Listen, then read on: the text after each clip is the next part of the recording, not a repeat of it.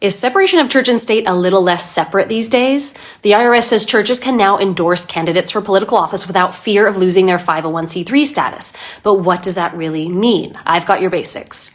Separation of church and state is one of the most misunderstood political concepts. It isn't in the Constitution, but the idea of it is in the First Amendment, which says Congress shall make no law respecting an establishment of religion or prohibiting the free exercise thereof.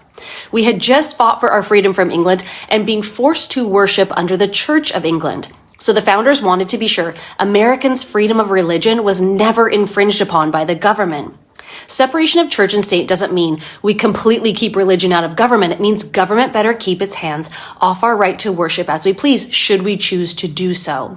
There's this IRS tax provision from the 50s called the Johnson Amendment that says no 501c3 organization that has tax-exempt status can endorse or oppose any political candidate. This has been used over the years to keep churches particularly in line and fearful of having even any kind of political discussion in church since then, for fear of losing their tax-exempt status. It's been this looming threat, even though churches have had full legal ability to do everything else political, even hold voter registrations and preach on any political topic. Every issue is a political issue, by the way.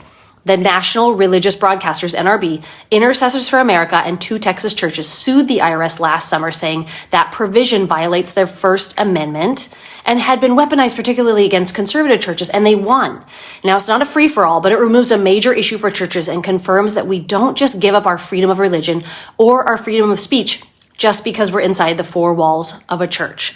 So pastors, preachers, fathers, and faith leaders, the people want to hear from you on these issues and hear from you what you think about political candidates. They're in church to hear what the Bible says about the issues affecting their lives. So preach on.